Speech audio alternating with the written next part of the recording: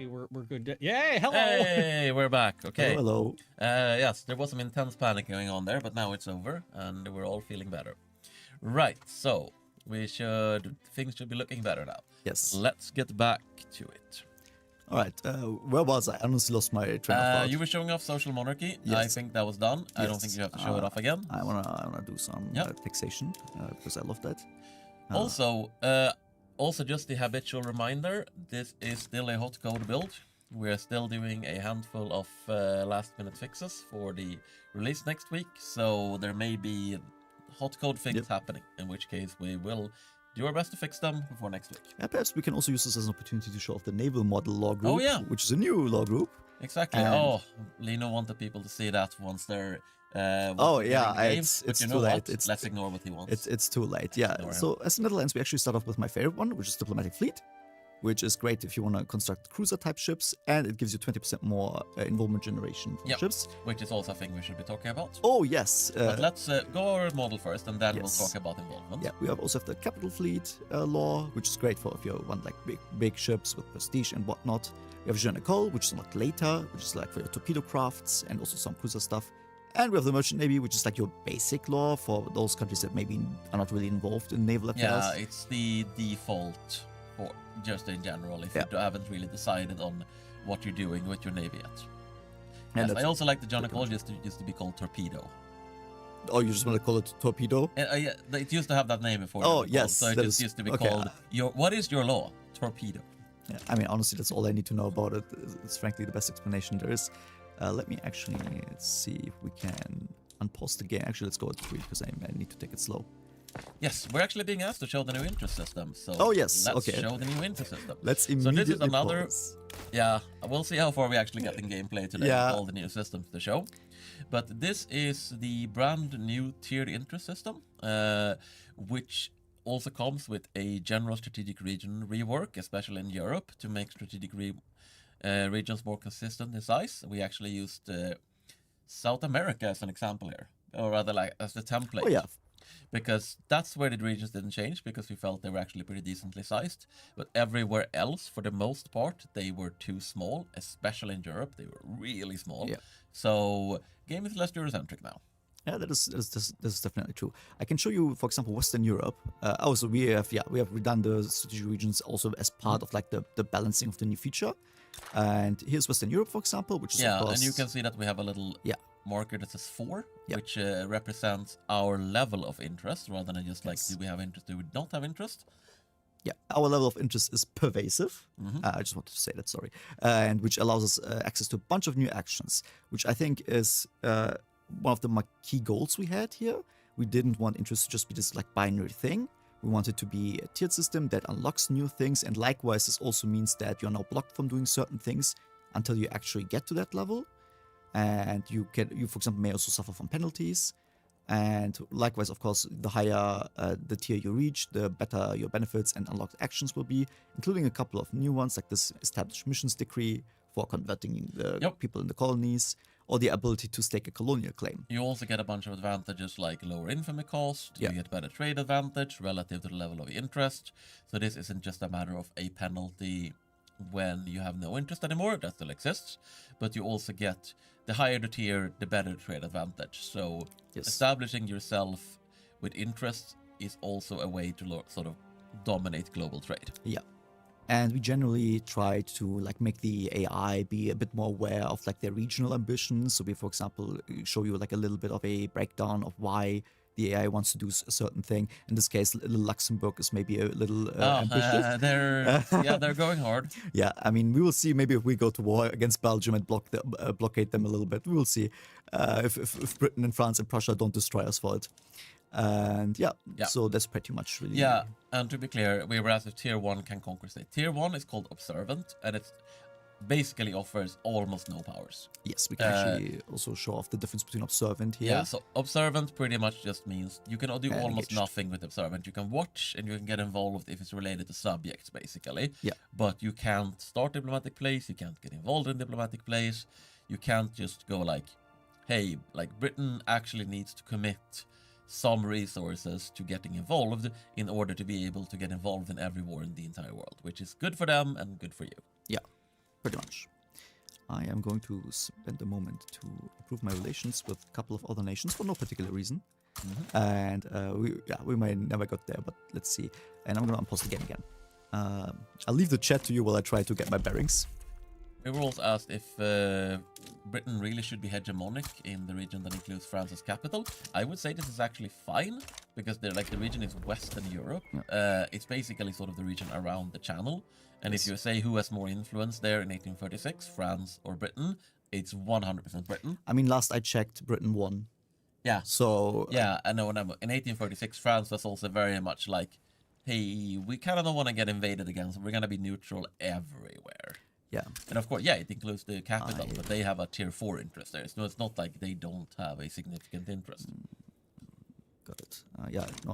No, you're completely correct. And to be clear, hegemonic isn't like, there can be more than one hegemonic country in a same. Yes, it's rather rare, but for example, Western Europe is one of the cases where this can actually happen. So France and Britain can have exactly. So if France ups their sort of diplomatic game, they can also be hegemonic in Western Europe, and then it's a competition between them. Yes, the Irish are having a national. And there is not always at least one hegemon in the region. This is not like EU4 hegemons. This is just it's just the name of the highest rank. Yes, that is correct. That's also. All right.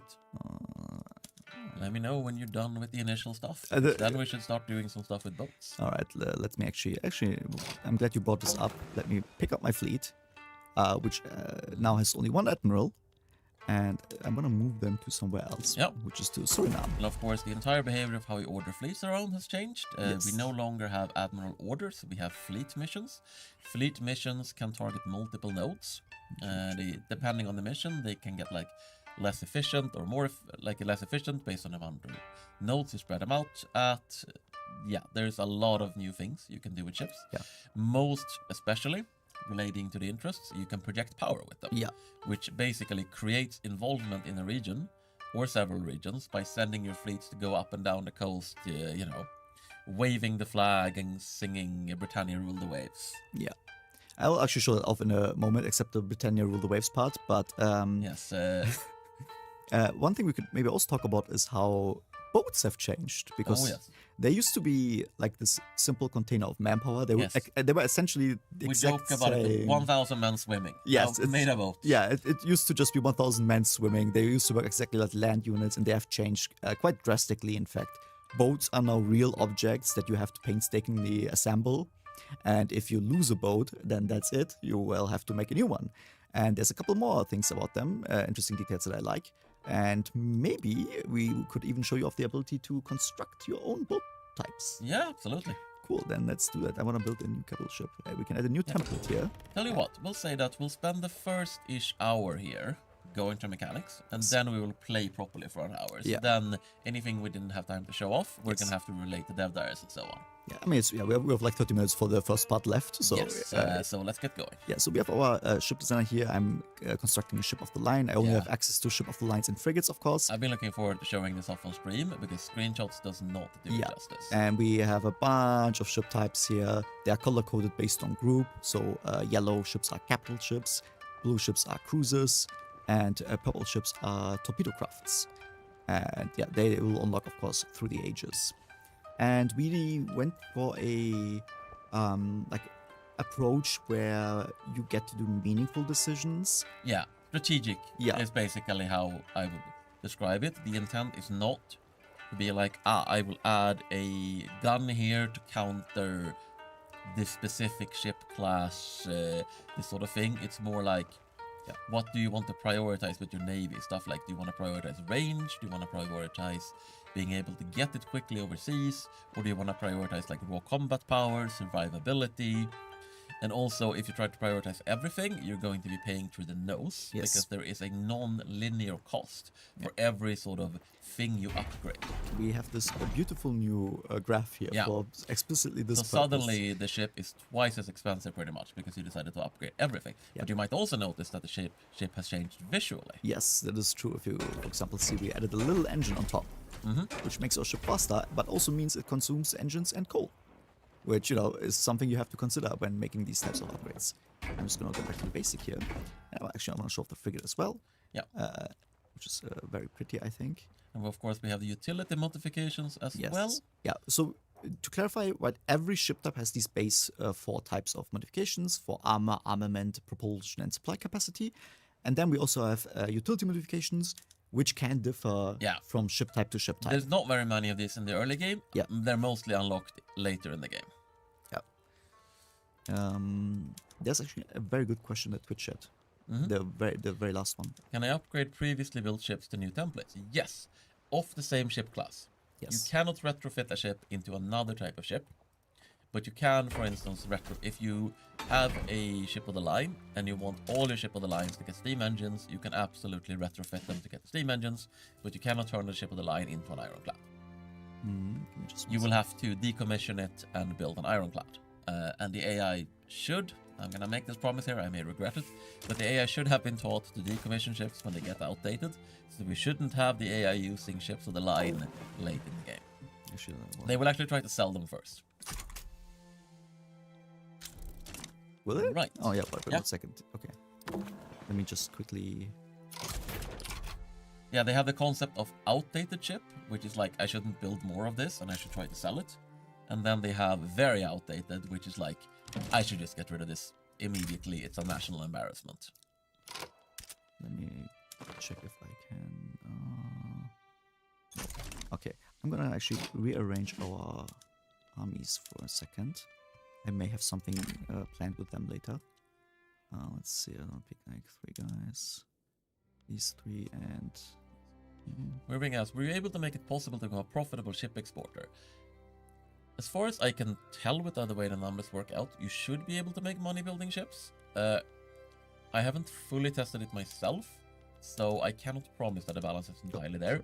I will also say it's a little cumbersome with the ship, the way the ship treaty works. This is something we are definitely going to look into improving post-release, making the experience of selling ships a little less rough. It's something that didn't work out quite as well as we wanted, and is due for improvement. Like, it works, but it's a little clunky. Yes, I'm just gonna upgrade our units for a bit before I send them off on the fleet. Let's see, where is this complaining? Oh, too many special units, I guess. Oh yeah, okay, this is whatever, I don't care. I wonder if YouTube chat is still with us. I have not seen anything since we are fixing the bitrate. Hold on, let me actually. Can I refresh this? No. Oh, I can up here, I guess. Let's pray that this. Yeah, I wonder if the stream is still offline. Oh, chat is apparently disabled. Well, okay, well, apparently now we're not reading YouTube chat anymore. Yes, it's not my fault. So, well, we'll see if Ben comes running in here again. I have no qualms with the YouTube people. But yes, Pally Ben, if you're listening, YouTube is apparently has been muted. Yeah, let me see.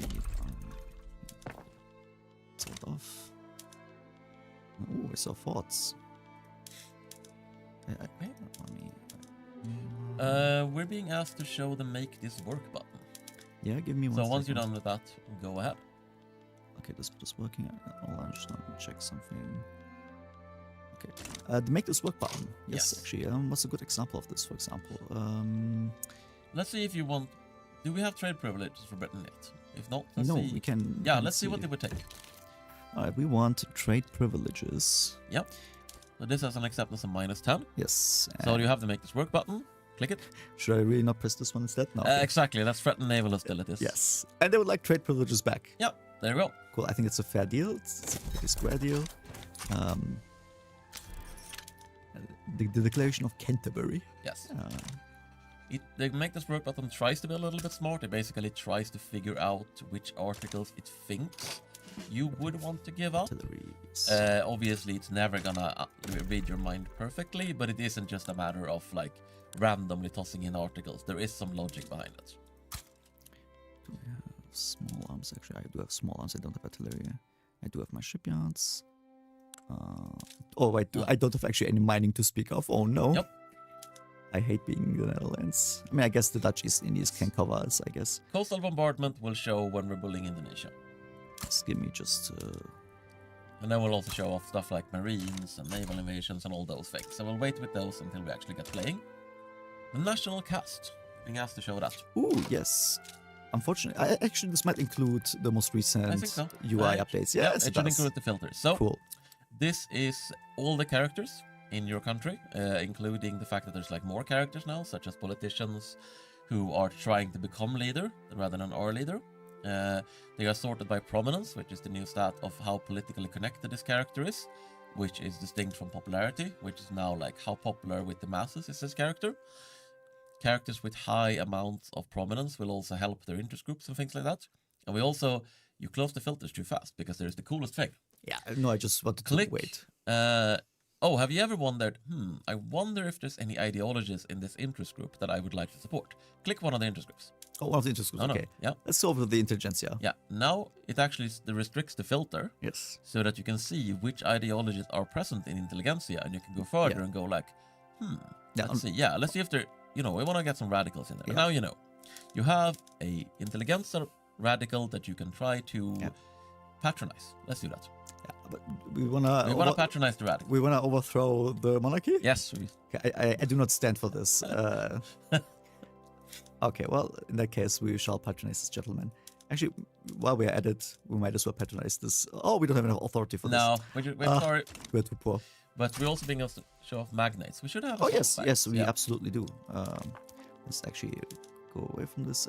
We should have a clear filter about this. Actually, you can just click other on roll to get yeah, they tend to be pretty. So, which one do you want to see? We have. We have a landowner.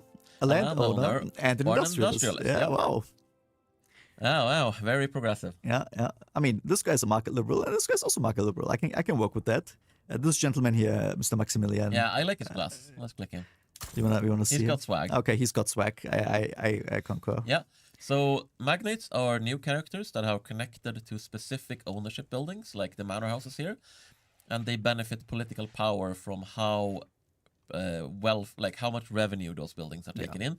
So this guy is kind of representing one of the aristocrat pops in his manor houses, and obviously a much more wealthy one. Yes. And he will try to use his wealth to basically promote his IG and his ideology. Yeah, he is extremely wealthy, in fact. Yes, very, very wealthy.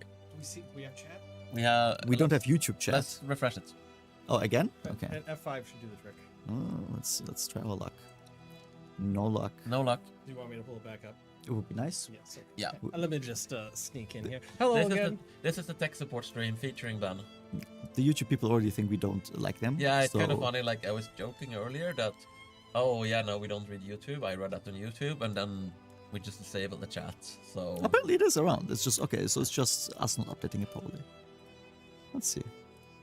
Yes, apologies to YouTube chat. Yes, we can see you again. You'll have to repeat any questions you asked and didn't ask recently. We have a little bit of chat log. Yeah, but we'll just ask them to repeat themselves. Yes. And people love doing that. But essentially, if you are asked anything after we had to turn off the stream for a moment, we didn't see it. Yeah. So let's also go to the manor houses. Let's click the little link there. Yes. Because you should also be able to see if you scroll down. I think you should be able to. No, I don't see it actually. No. Okay. I thought maybe this didn't make it in yet, but there's supposed to be a little widget showing him in the manor houses. He should maybe be further up instead of at the bottom of the list. I think it might actually be making it in post-release because it was one of those. Oh, this is cool. Can you click workforce actually see if it's there? Yes. No. Okay. Never mind. I'll look into that. Regular people. It's not crucial, but it would have been cool. Cool. Rather, it will be cool. Quickly check something. All right. Can I point characters directly to an open position? I'm not sure what you mean by open. I think like in IG leadership position. I mean, you can't appoint IG leaders. You don't get to choose them. You could put agitators. Yes. Under specific circumstances. Yeah. We should actually add an ideology filter to this as well, now that I think about it. Mr. Garibaldi, I would love to invite you, but it's not happening. We discriminate against Italians. Yes. But right. No. So you can appoint to commanders, if I think that might be what they're talking about. Because with the one commander change. I'm not sure, honestly. Yes. We can show that off.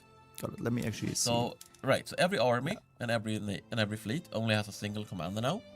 They're quite a bit more important, and you can also unassign them. They can be idle. You can recruit them directly here. So it's a lot less of a hassle to manage commanders in general. Yeah. So for example, we have Hendrik Marcus the Cook for example here. And we could unassign them. We could also assign someone else. Yep. Although These are recruitable. So in this case, Yes. we will be recruiting and assigning someone directly. We can swap. We don't have any unassigned at the moment. yes, they are all assigned. We don't have enough artillery actually to man them, It's but fine. we'll take care of that. And it's also worth noting that commanders do not provide any clout to their IG anymore unless they are like a decently high rank. So there's no point to recruiting a million low rank commanders anymore. They won't do anything except cost you bureaucracy. Yeah, that is true. Nobody ever does this anyway because people don't cheese in our game. No, never would. Yeah. Absolutely never. So in that sense, it's actually not that big of a deal. Yeah. And yes, you can swap. If you swap an already assigned one, if you swap, they will go to. If you swap on formations, they will swap. If you unassign someone, they will go to the character pool and be available for assignment. So we no longer have the thing where the moment a commander doesn't have a command, we shoot them. Because that's what we used to do previously. Yes. Which is also fairly reasonable, I guess. Well, you know, Depends on the situation. depends on how bad your unemployment is, I guess. That is true, yes. Let me actually pull up these guys. This should be fine. Can I actually do this from here? Yes, I can. Oh, and we're being asked about the supply ship capacity bar at the top. But Oh, okay, yes. let's do that, and then let's talk about properly when you do the transporting. It's pretty cool. Oh, yes, I would like to. So we have a capacity bar at top, but it's more of a showing how many you have relative to what you're using. It's not really about you can have the maximum number or things like that, or that you have, you know, negative 45 supply ships. It's more you have 45 less supply ships than you would currently need. So if you hover over the supply ship tooltip at the top, you can see that we have 166 that are busy supporting our our fleet. Yeah. There are none supporting our armies because they're at home and they don't need ships. And then we have 122 which are idling and waiting for us to use them. And now we're actually going to use them. So now we just ordered a transport mission. Yes. What are you doing, Tunai? I am restationing half of our army here in Suriname because I may, or in Dutch Guyana, because I may use them later for unspecified purposes. But yeah, I like them closer to where I would like to maybe expand. And a key thing there is you used to be able to just walk armies over water. This is not a thing you can do anymore. They have to ride on the ships now. Yeah. Fleets have transport capacity. So now you can see, here's our little fleet. It is now in the process of transporting the army. If you click it, the army should be on it, right? Yes. Yep. So you have a little army riding on the fleet. There's also marines, which can be permanently attached to fleets, but we should get to that. We have some marines. We have one marine on this whole thing. Got it. It's part of the actual. We have the corps. This used to be the marines. I just split them in half. And Got it. It's just one battalion. Britain and the US actually start with more marines than anyone else. So like Britain has like the Royal Marines, which is like 8,000 men, which is a more impressive number, I think. And the rest doesn't really have marines yet. So we're being asked what will happen with sunken armies. They drown, is what happens. Yeah, they die. Yeah, so if armies are docked on a fleet and the fleet no longer has enough transport capacity to carry all of its armies, it turns out you cannot swim to shore if you're in the Atlantic. Yeah, I mean, okay, if you're in the middle of the Atlantic, if you're like in the Atlantic right off the coast of France and you can swim, you're probably okay if the currents aren't bad. But no, you know what I mean. Let me actually check something. And this also means that, yes, you can properly intercept navies. Like, interception is completely reworked. You can no longer just have your armies barrel past fleets that are defending coasts. They will, unless they are very sneaky or you're very bad at seeing them. There's a whole system for this with like detection of visibility, where different ship classes are good at being sneaky versus finding things. Then if you get intercepted and your troop transports get sunk, then your soldiers are gonna take on water. We should maybe also briefly talk about logistics here, because for example, we have a naval logistics center. And what do logistics centers actually do? The logistics center is now where all the goods that armies and fleets require for maintenance are purchased. This is separate from the barracks and the naval administrations, which is the building replacing naval bases. So we have split it. the buildings that recruit troops is the barracks and the naval administrations. They recruit soldiers and sailors respectively. Yeah. But they don't buy the goods needed anymore. Instead, each formation has a logistics center which purchases all the goods needed for this formation in a single place, so that we are able to trace a direct supply line between the formation and its home. So, for instance, this army, these guys, for example. Yeah, these guys have a supply line Yes. that goes all the way back home. Oh wait, actually no. Sorry. It's these guys that have it. Exactly. The ships don't need supplies when they're docked in port. Yes. Exactly. So these guys have a supply line that's going all the way back home. Show if I can. Yes. Yeah, you can see it pathing here, right? And because it's really far away, normally, if they were right nearby, they would only need, I think, they would need 13 supply ships or something at the moment. Yes. But because we're all the way over here, we actually need 46. Yep. And this is affected by two things. It's affected by how far you are from the logistics center and how far you are from the nearest friendly port. They are equally important factors. So there is a very significant advantage, supply-wise, to having ports all over the world, because it will very significantly reduce your logistic strain if you are near a friendly port. But it's still expensive to be far away from your proper logistics center. So there's still a sort of strategic thing to where the logistics center is located. An army that is based in Britain is going to be more expensive to maintain in Australia than an army based in Australia, even if you have ports nearby. But if you don't have ports nearby, it's going to be ruinously expensive. No, yeah, that is correct. Do you see what I see? I see a lot of potential victims. Yes. Well, customers, as they say in the Netherlands. Who are we going to victimize? That's an excellent question. I think. Why don't we start by doing some naval hostilities, I guess? Okay, well, we can try, certainly. Let's see. Let's find a port that we would like to own. I mean, the guys in Archer, I think they said mean things about the king. We can try our luck here first. What would you actually like out of them? You tell me, and I'll very quickly... I mean, let's start by figuring out if we can just hit someone up for some easy money. Oh yeah, okay, well, let's... We can use money. Let's try a look at Brunei. I have been told the Sultan of Brunei is very rich. Let's see. Definitely in 1837 and not this is not modern day at all. Yeah. Well, he has a rich personality. I'm certain. Let's try a look at this. Let's threaten some. Oh yes. People. Yeah. Oh wow. Yeah, they are really afraid of us. Cool. I think this is quite mean, but I will take 200. We can take more. Come on. Yeah. Let's even. What if he goes bankrupt and can no longer serve? Oh wow. 300. Jesus. Okay. Are you sure you want to? Probably do this? the acceptance should be a little lower here if we're. I mean, there is a cap to how much you can take. Yes, there is a cap to how much you can take. Let's take the maximum we can take. This is how much he's willing to part with. You know what we do if they go bankrupt?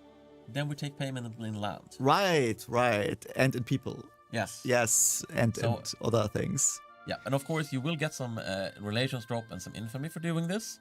It's not free. Yes. If they refuse, then we get to basically inflict our navy upon them for 6 full months. We can bombard them, we can blockade them, we can pirate, we can sink their ships. So let's start by doing this and having them accept. And then we should bully someone who will not accept, so we can victimize a little bit more. Let's first sign this beautiful treaty, the Rotterdam Agreement. Yeah.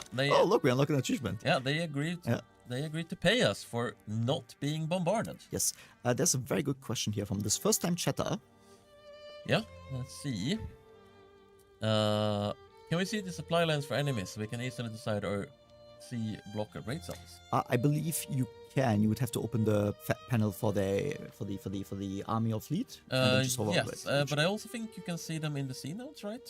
You can click potentially. Yeah. Oh yeah. You can click a sea node and you can see if there's supply lines going through it. Yes, that is true. And there's also this question: do ports from subjects count as ports for the supply chain?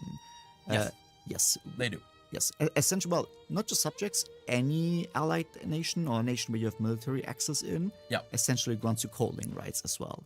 And this means that when you have your fleet out here, let's say, for example, I don't have any land nearby and I'm off the coast of India, Britain may grant me access to their ports, which means it will drastically reduce the supply costs of my fleet. No, I mean, that actually, you know what? We should bully someone for some military access at some point to cut them. But I mean, we don't need it. I know over here. exactly who. No, I'm. No, we don't need it over here because we have more subject. But if we need to go somewhere, that's not so close. But all right, yeah. So let's bully someone who will not accept. Let's bully Lanfang. Oh wait, no. This includes China. I mean, China can't do anything to defend them. Yeah, to be exactly. clear, They don't have a fleet, so we don't have to worry that about is that. true. Yes. Let's bully Lanfang. Okay. Well, I mean, if you say so, they may still accept. Actually. Yeah. But we should do something they won't. We should tell them to stop pirating. Okay. Well, they don't have any ships, so it's probably not that big of a deal. But Okay. yes. Let's see. Oh yeah, we would have to actually bully China because they are subject. Okay. Well. Would you like to try your luck? No, I'd rather not. We can bully China another day. Okay. Let's bully someone else. All right. Kutai, how about you? We are just doing our rounds in Borneo. Yeah. Actually, you know what? Sulu is historically big in the piracy business, although I didn't give them any ships yet, so maybe I should have. You should. But they would usually be like, oh yeah, I think they would be fairly willing. Yes, to accept. but no. But we want them not to. That is accept. true. Let's So see if we can find anyone. Let's stack one more demands. Oh. We'll just stack on more demands. Sure. Fine. Let's say abandon piracy. Okay. Now Give it's us military Balikpapan, access. but I guess that's fine. Oh, sorry. No. We want this guy. Abandon piracy. Trade and privileges. Trade privileges, of course. But Okay, now there's also- almost no chance that they will accept. Ah, Okay. Now so that's 92%. Right, yeah. Something more. Let's see what else could we get from there. Goods, money. Why can I not actually? We can add an addendum saying they're stinky. These are unavailable. Oh, I'm not. Okay. Yeah, I just wanted to see why I can't get military access from them. Let's see. Slavery. Do you guys do slavery, right? Let's not do slavery. Oh, I don't have an option that I can choose here. Yeah. God damn it. Just grab some goods. Just grab some goods. Okay, what do they have for us to offer? Let's take all of their. They have some tobacco, but we offered as well. Yeah, let's take all their Grain? all their furniture, all their grain, all their food. Well, they don't have that much grain to offer, so let's see if we can actually. Yeah, but we I can't don't. get But I anywhere. don't want to give it away. Yeah. Okay, well, There we 14. go. I mean, this will probably cause a famine. Yes. If you're certain you want to do that. I am not aware that's my problem. Okay, well, in that case, Will it cause a famine in the Netherlands? no, it will not. Then what's the problem? Okay, well, okay. I want you all to know it's him, not me. I just don't think you're devoted enough to our homeland. I think you're worrying way too much about foreign places. Well, I mean, where are these? Where do these guys connect to, actually? Where is your port? Oh, this is up here. Okay. Yeah. All right. Then it's. Oh yeah. Let's get the refusal. They haven't refused yet, so you won't be able to do anything. Oh, I mean, okay. So now they have. There. Yep. So That's now excellent. we got a little notification up top. Yes. So we are in naval hostilities. We are not at war. So this is extra. This is like hostilities outside of war, which is basically a new thing. Yes. For mechanics wise. I should actually set the fleet first because it's going to take like 170 days to get here. Well, speed 5. We will have 10 days to destroy It's their port. fine. Speed 5. Oh, in the meantime, our subject is trying its best to conquer Aceh. Yep. But yes, no, we should definitely have sent the fleet first. Oh well, you get the idea. Yes, we're not going to accumulate any damage points, so the other countries probably won't be super impressed with us because of our very bad planning. But it's, you know, it's not fine. It's not the king's fault. It's his advisor. Bad advisors. Yes, Like, yes. You are a bad advisor tonight. Yes. I'm sorry. Good naval commissioner, bad cabin boy, and so on and so forth. All right. All right, we're getting some press. How much time do we have left? Oh, we just ran out, I think. Womp womp. Did we Yeah. do any damage? Yes. No, there's some tournament. We literally ran out of time. We just Okay. got there. Well, so funnily, now people are not going to take our threats very Let's seriously. actually try to show this off. Yeah, because... Yeah, so they only have Wow. plus... But if we bully someone else and do more damage, it'll go up. But Okay. Let me actually... yeah, I will not. I will we not were not take very this. impressive. I will not take this. We will. I want some investment rights, non-piracy agreement, and some military access, please. All right, let's try our luck again. Yes. This time our victim is right around the corner. All right, let's bombard them. Yes. You just zoom in. This is actually. Are we? Yeah. We're inflicting devastation on them now. Yep. Excellent. And this may not even just inflict devastation. It can actually also destroy buildings. Yeah, it can destroy buildings in the port hub. In this case, they don't really have anything. They don't have anything in the port hub, but if they have like fisheries and so on, we can basically set them on fire. Yeah. And now we are accumulating. We have very little damage. Yeah, I don't think the balance is right there. So 1 second. I do not want to pass. Hold on. Yes. Yeah. How much devastation did we just inflict? Oh, I think you 3%. might. I think you're shooting the state that doesn't have any GDP in it. Oh, you want me to move here? I think it's too late. We are not good at this. We are really bad at bullying. I love the people. I don't engage in these illegal acts, break international law. Okay, so I will say it seems like it's a little weak right now. Got it. Both port bombardment in general. So I will take that with me after this stream and make some changes. Yes, we should maybe also consider allowing port bombardment to destroy fruit plantations on account of recent banana shenanigans. But yeah, I think if you basically, for instance, if you blockade their main trading hub, that has a very significant impact. So in this case, we just fumbled.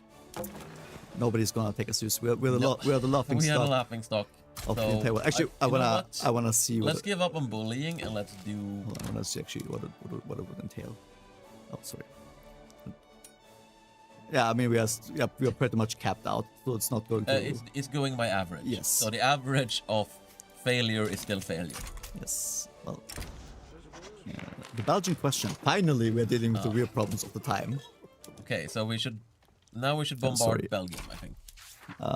That one's going to be a bit trickier on account of the Royal Navy. Let's just hope that they will choose an option that we can agree to. We're being asked, wait, you have to back your threats with actual action. Yes. And also, if you inflict a lot of damage, future acceptance goes up. So it doesn't just go both ways. Like, if you haven't bullied anyone previously and everyone's kind of taking half you seriously, if you absolutely wrecked whoever you bullied previously, they will take you very seriously.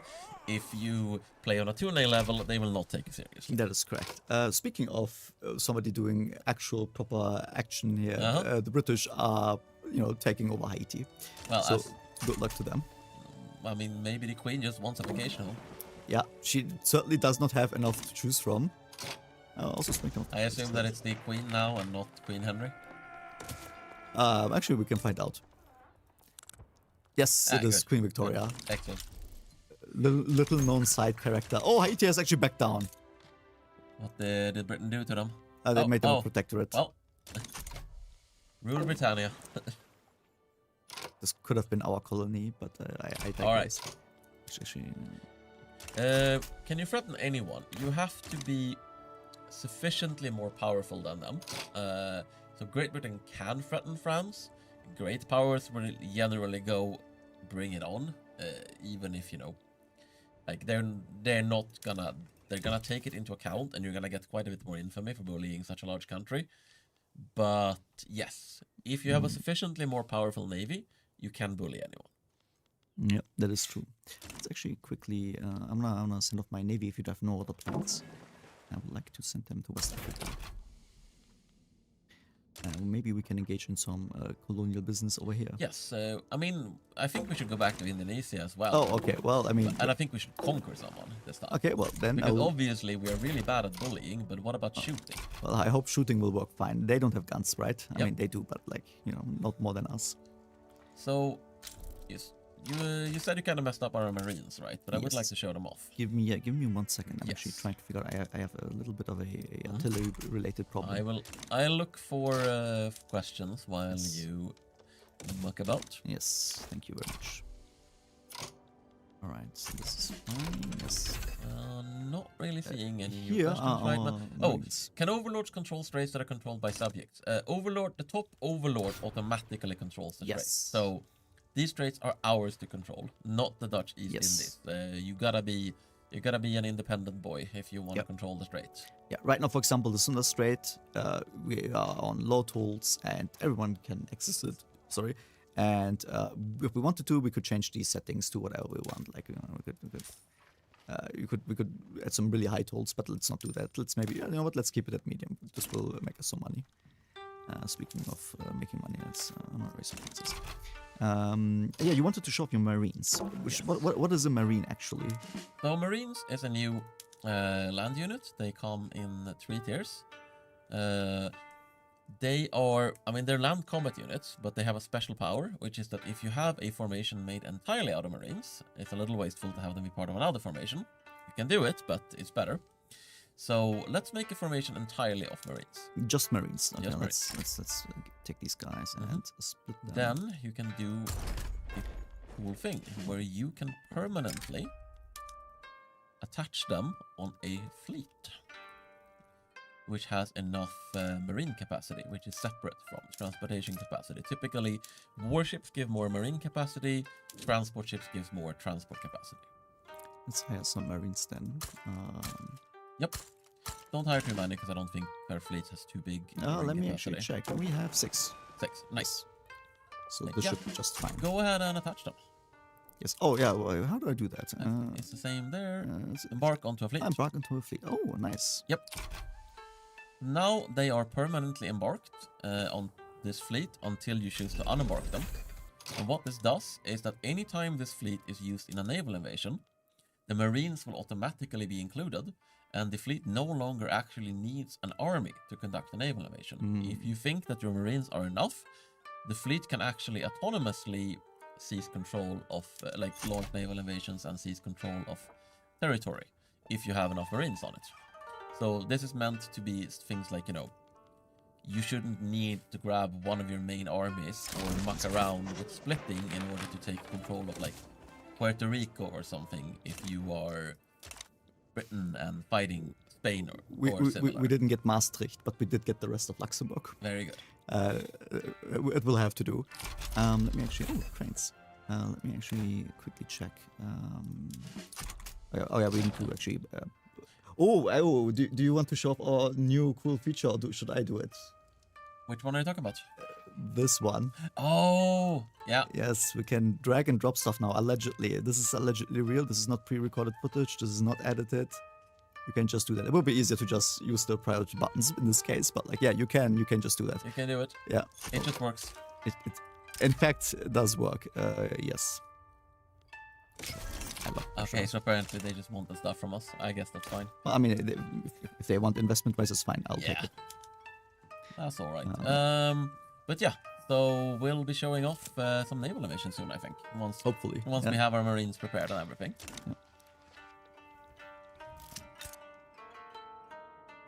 We're being asked if you can demand lower tolls. You can't demand lower tolls per se, but what you can say is, I want an exemption.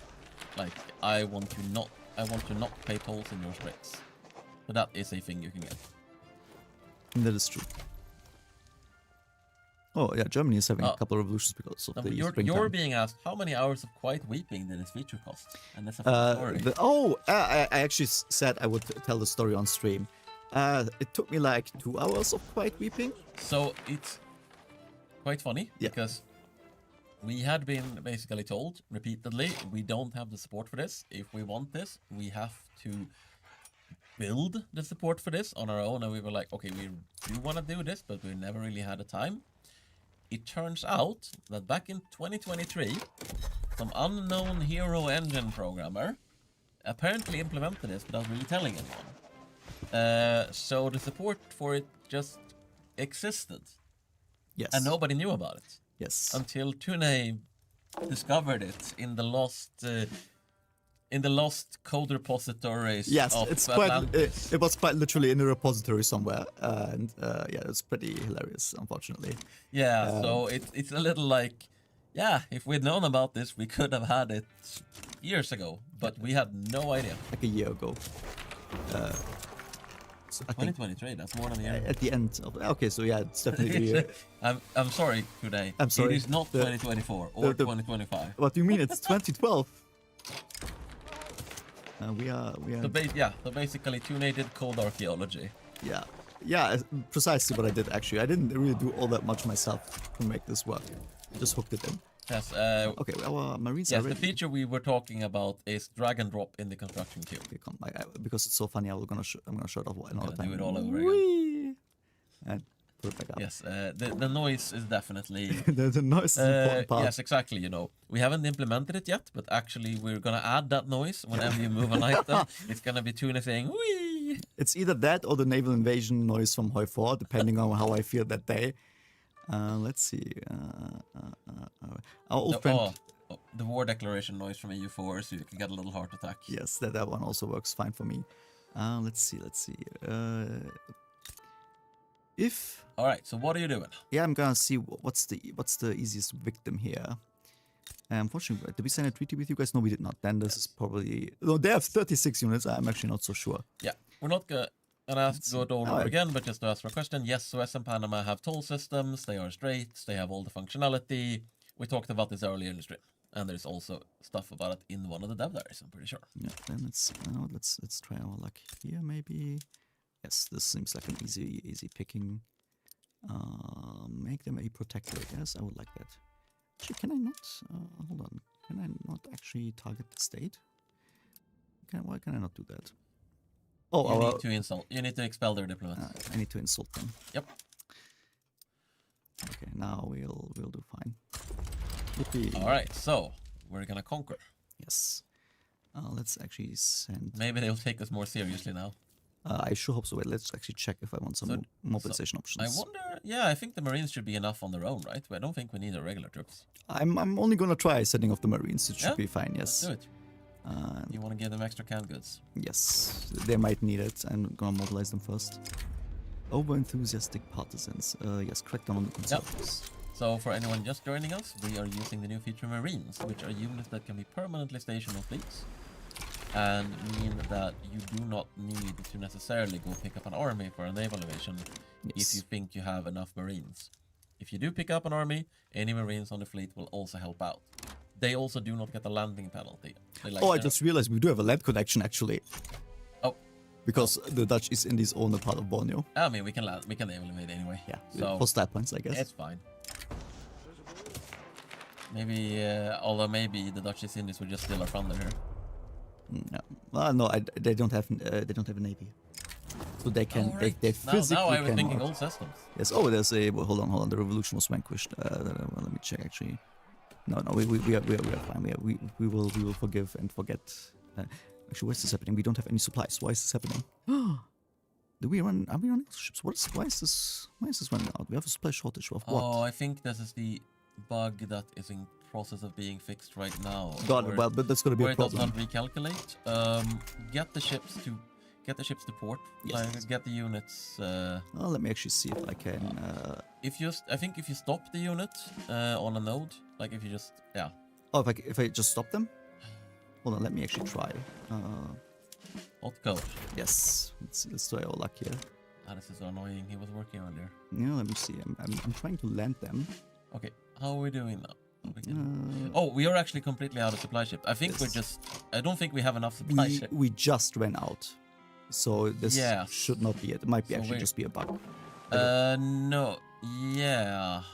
If I send them back here, this should be No, fine. you know what I think happened? We had our fleet loitering here too long and it ate up all the supplies. I see what you mean.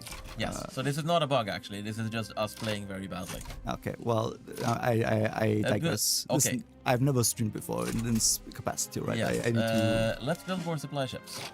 we have supply ships, I think. Well, we don't really have the capacity for that. Can we cheat? Can we cheat? We cannot cheat. I am trying to pull up the console. We cannot. So we will have to actually build them up one by one manually. This is the peak gameplay you were here for. Is us absolutely failing to use our new mechanics. We're too busy talking about them to actually play properly. Let me see. Yeah, I mean it's gonna take a while.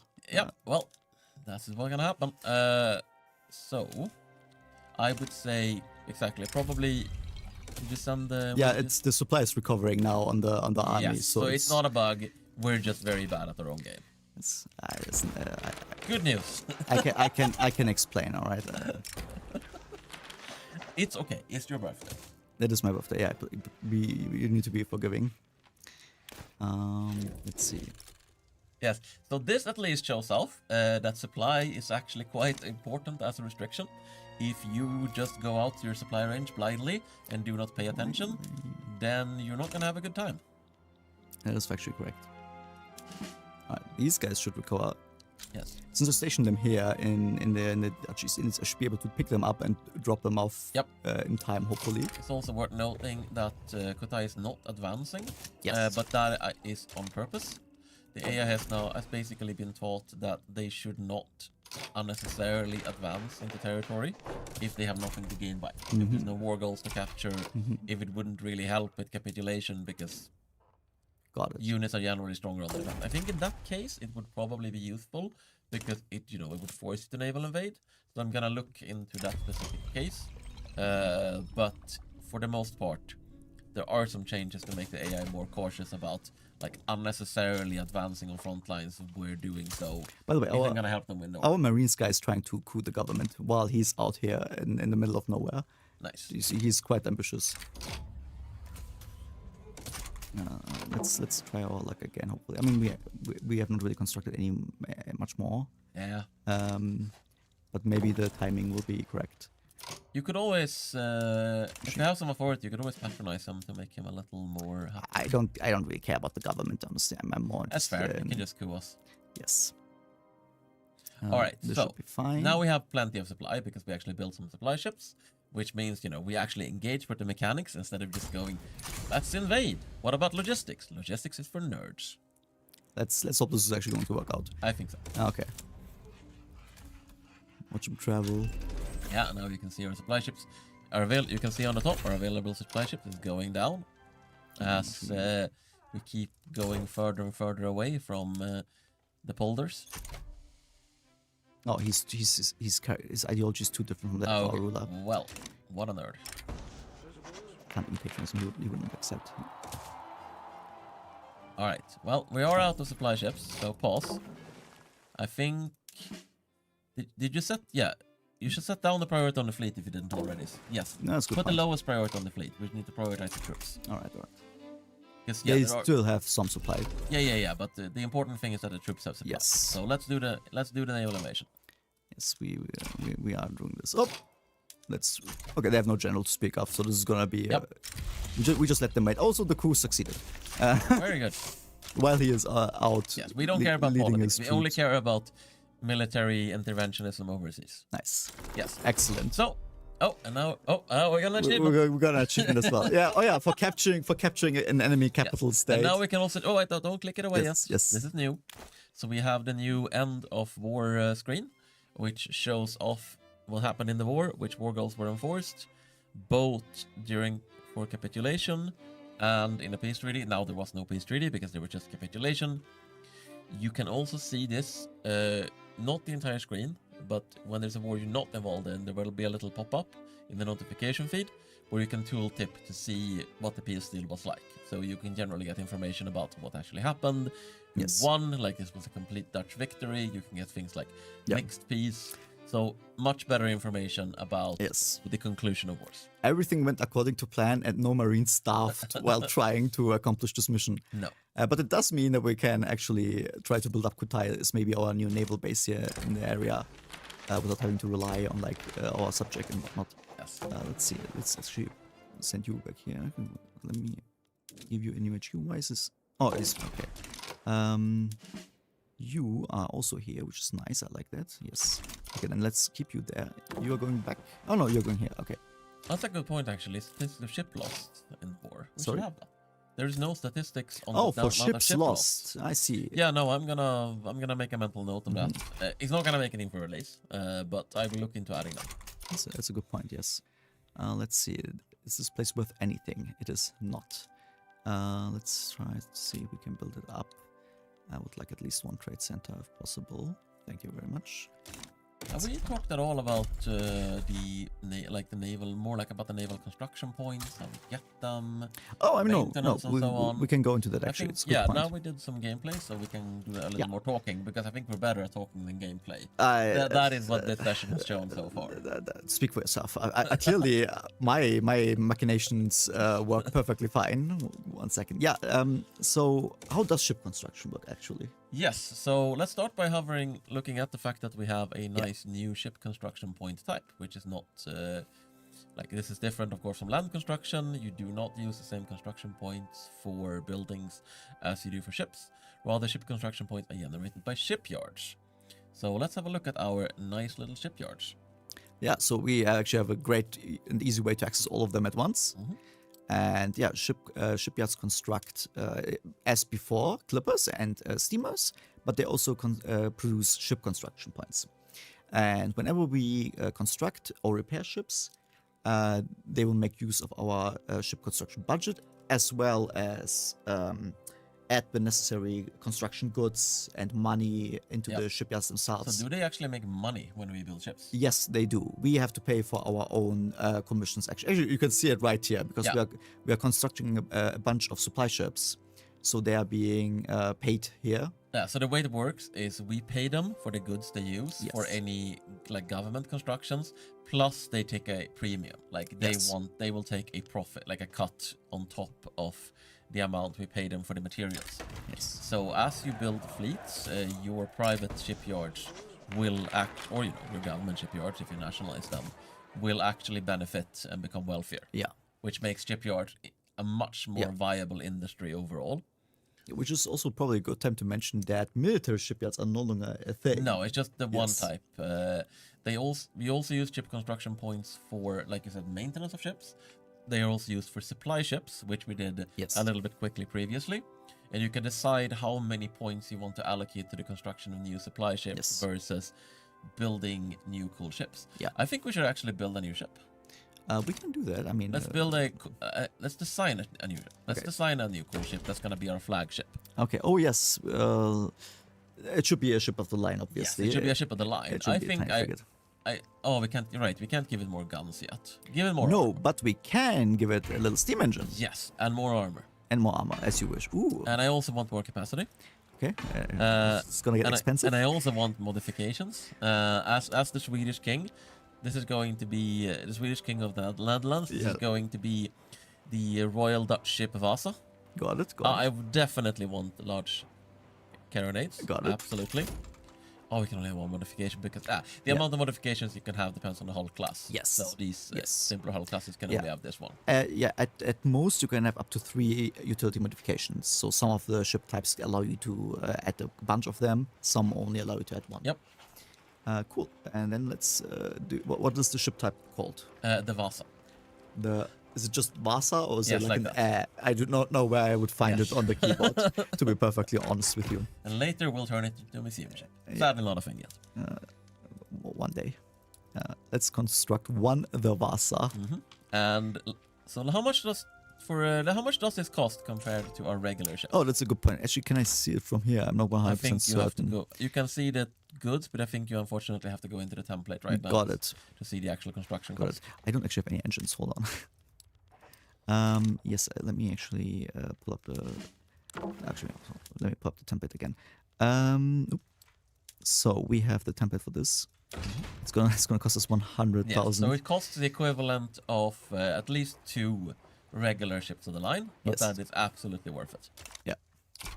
I mean, listen, the treasury can afford it, so let's I mean, we have our new profitable colony of Kutai, right? I'm not sure if it is actually profitable at all. Profitable. Oh, they were very impressed by us building the Vasa. Now they want a deal. Yes, sure. Okay, so wait, they want us to give them cannons. Yes, 10.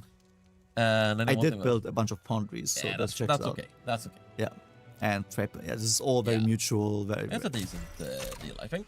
The Swedish people have now wronged us, so it would have been very funny if they asked us for the Vasa. Yeah, I mean, we haven't constructed it yet, so they I know, but it would have been very they cannot ask if they'd done it afterwards. Yes, let me actually see how long it's going to take. Quite a long time. Oh no. I'm not quite sure why, but it's. Oh wait, actually, hold on. It's because you're building only supply ships.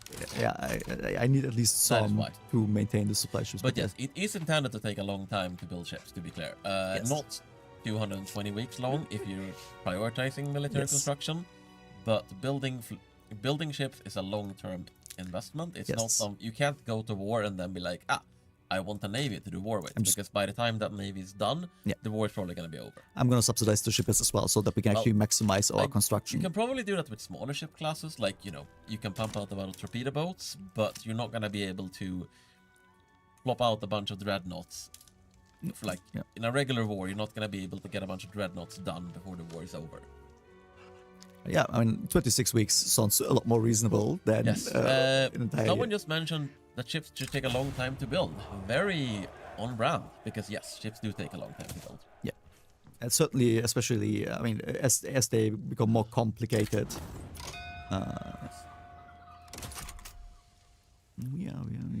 I do have a little bit of Yes. an idea. Do you think there's anything significant, like mechanics-wise, we haven't shown off yet?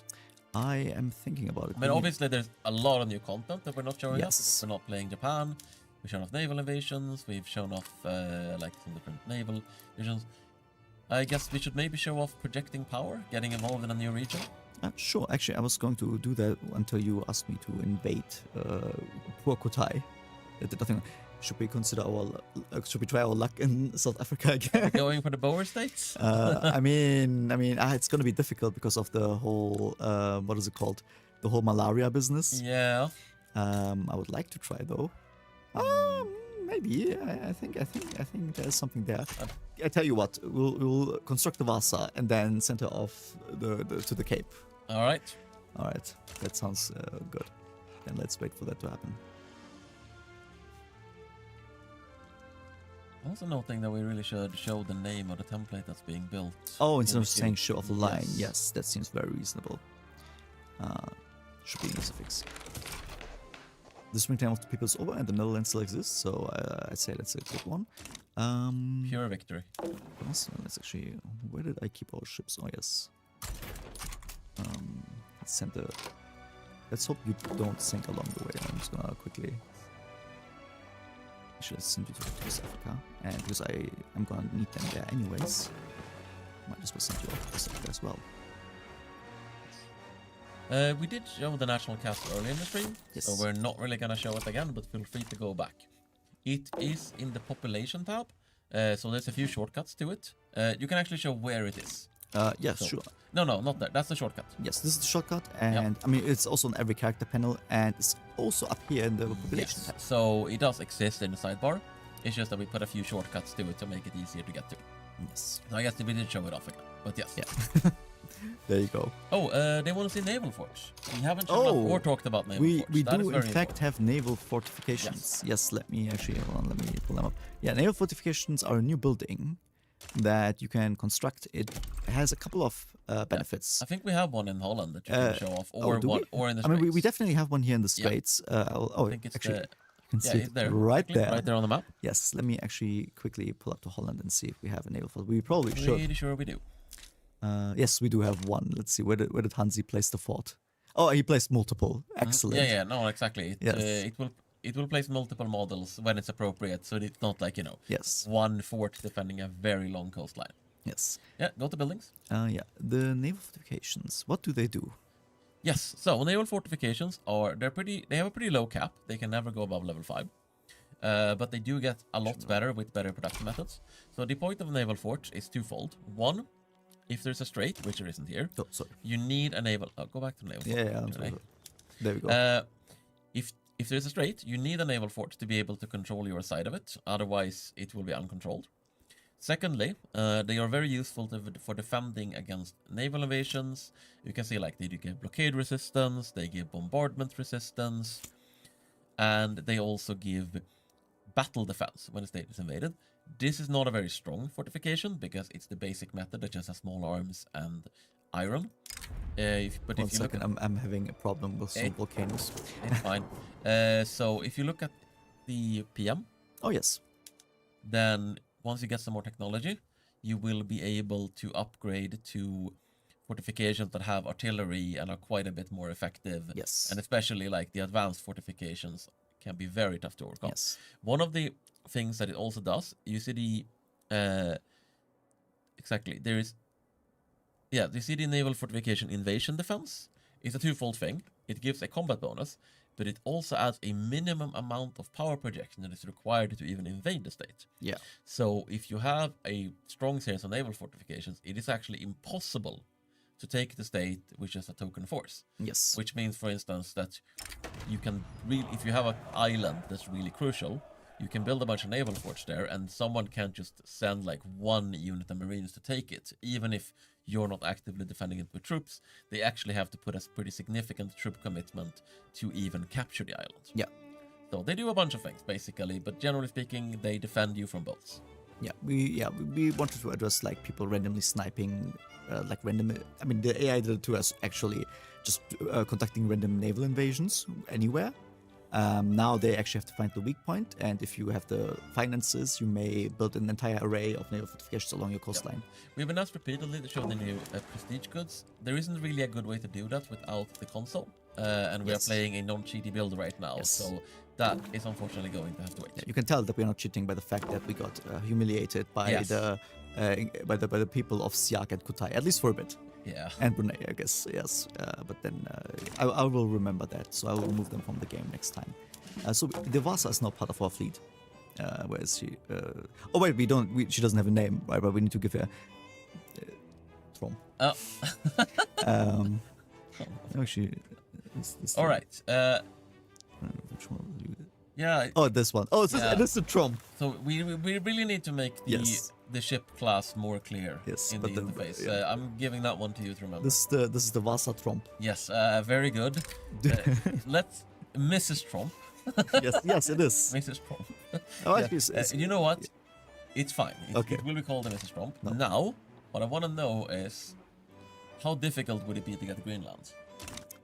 Well, it's owned by Denmark. All right, let's check Denmark. So maybe not particularly difficult. Yeah, let's do it. So, let's see. Hold on, I just want to make sure I'm. No. What I'm saying is draft the treaty. Oh, draft the treaty. Ask Okay, let's see. them. Okay. We're gonna be nice. State transfer. Let's see. Greenland. They are not particularly fond of that idea. No, but this would actually be overcomable if we weren't such a massive joke on the naval stage. What do you mean? This part. Yeah, so if we had a sufficiently powerful navy and people actually took us seriously, we could potentially, with a little bit of like other things, we could and probably entice them to sell Denmark. Got it. Right, to sell Greenland. I mean, we could just bomb Copenhagen for the fun of it. I don't think we have enough of a fleet. They are pretty decent. Oh, right, because of the Horizon. Right. They are actually prepared for this. Yeah, no. They also have a fairly decent navy. So, I mean, we could do it to show naval battles. They do have a navy? Denmark has a navy? I'm not sure.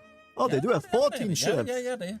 That's been it's actually been a continual thing to try and make before tolls. That Denmark could never afford their fleet because, the way they actually make money is tolls. I did not know that. I mean, in the game, because Right. Okay, that is good to know. Because we haven't actually shown off any naval battle. Okay, well, let's actually. I'm gonna leave our Marines back in Indonesia, and then let's send our fleet back home. Yes.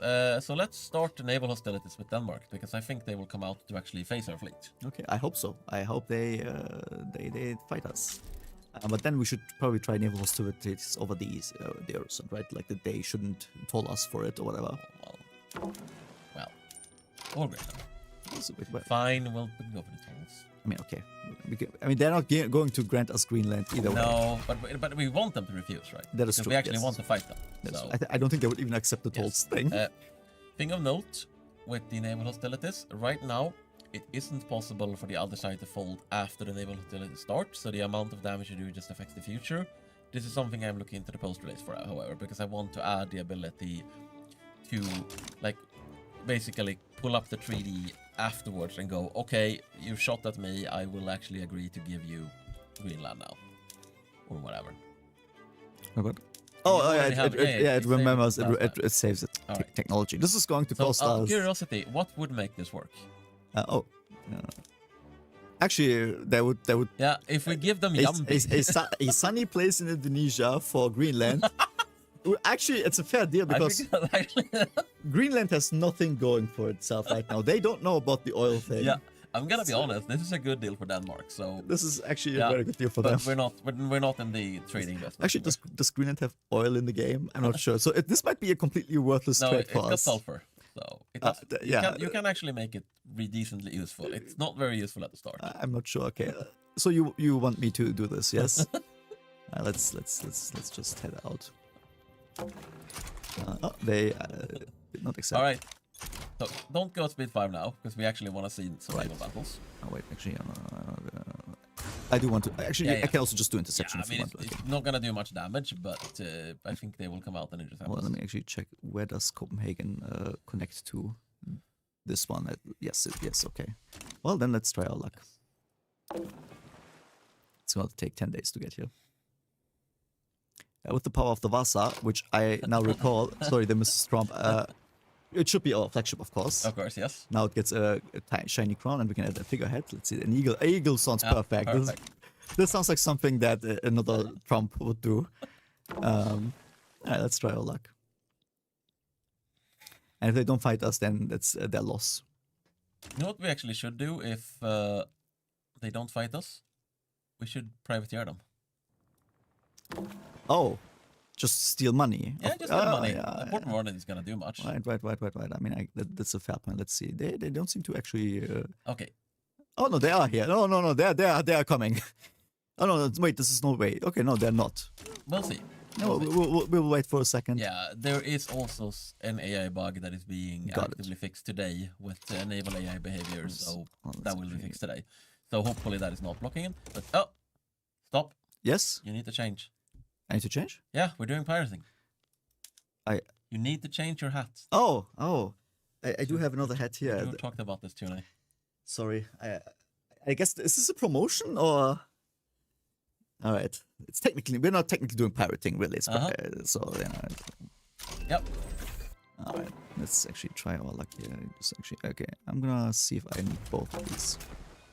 All right, because you can assign a fleet to several nodes to be clear, and it will conduct its mission in both places. All right, yeah. This is working. Yes, it is. We are making a measly 13 right now, but it just but that's because our fleet presence is so low. Yes, that is correct. So it's gonna slowly take up. So at least we are going to steal some money off them and goods. Mm-hmm. I don't know what goods Denmark has, but like we are stealing some. Yeah, we'll find out, I guess. Let's see. This is going. Yeah, this is going up. All right.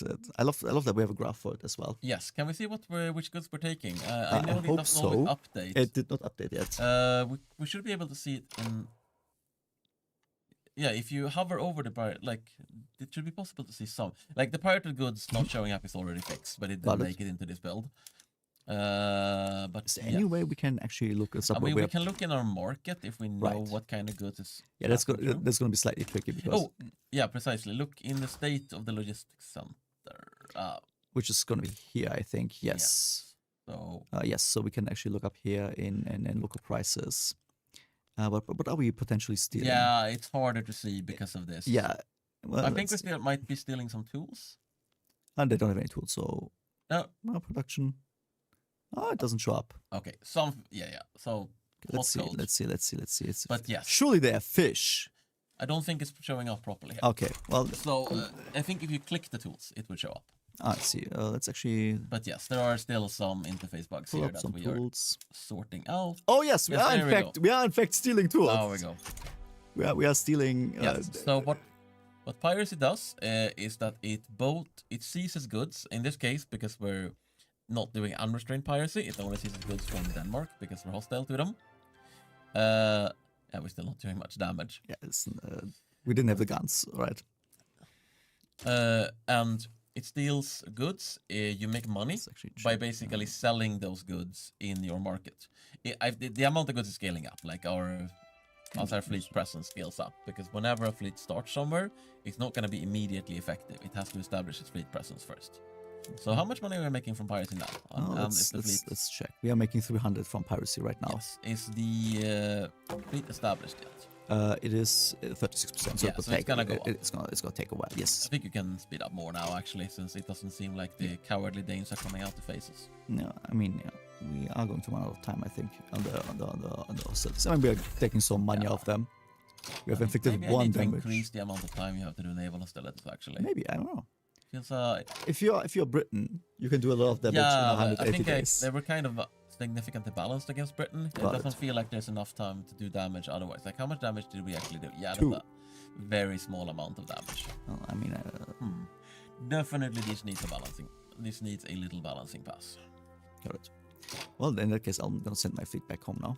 I'm sure the Danes have learned the lesson, and next time they will sell us Actually, let's see if this made any impact.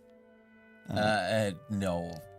Well, I mean, It's okay. a tiny smidge. It made a tiny bit You of need to impact. do like 50 damage or Got something it. like that. So Got it. the numbers are definitely on the low side. I will be looking at that as soon as we're done here, basically. Okay, well, I would have been fine if they just Oh, accepted. well. Let's actually send these guys back to Indonesia. I might still have something planned with them. And let's see how this is going. So what you're saying is we need more Vasas.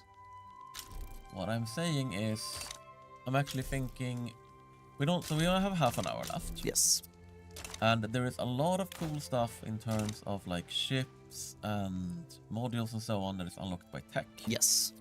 What if we took a like 2-minute break, Mhm. restart the game, Uh-huh. get some console cheatery Wait, off. that's cheating. Yes, and do some cheating to actually show Well, off the late game stuff. In that case, let me save the Vasa. Well, and if you say so, what's the button we would press Yes, here? I will. So I'm going to switch back to Oh, host. oh. We don't have to take a break. We can keep talking, but Let me quickly. I mean, we can just reload the save as well. Let me just quickly.